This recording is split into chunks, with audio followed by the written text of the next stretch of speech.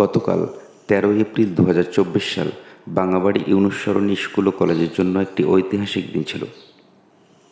১৯৭৪ সাল থেকে শুরু করে ২০২৪ সাল পর্যন্ত সবগুলো ব্যাচের শিক্ষার্থীদের নিয়ে একটি ঈদ পুনর্মিলনী ছিল,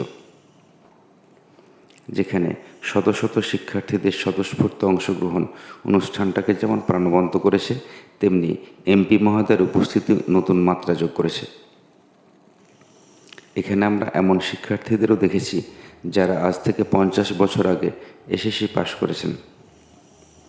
অনেকেই দীর্ঘদিন পর তাদের সহপাঠীদেরকে কাছে পেয়ে স্মৃতিকাতর হয়ে পড়েন। সবার সাথে সবার দেখা হলো, কথা হলো, কুশল বিনিময় হলো, ভাবের আদান প্রদান হলো, অনেকে আবেগতাড়িত হলো। চৈত্রের শেষে তীব্র তাপদাহের মাঝে প্রাক্তনের শিক্ষার্থীদের ক্লান্তি দূর করার জন্য যেমন জুস কর্নারের ব্যবস্থা ছিল, তেমনি বিনোদনের জন্য রিং খেলারও ব্যবস্থা ছিল। ফ্রি মেডিকেল ক্যাম্প এবং ব্লাড গ্রুপিংয়ের ব্যবস্থাও ছিল। সারাদিনব্যাপী সাবেকের শিক্ষার্থীরা ছবি তুলে, গল্প করে, আড্ডা দিয়ে স্মরণীয় একটি দিন কাটালো।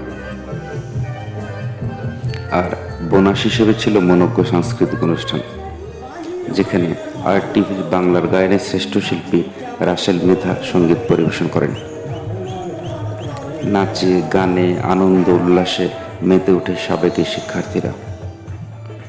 সব মিলিয়ে দিনটি ছিল সত্যি অভূতপূর্ব।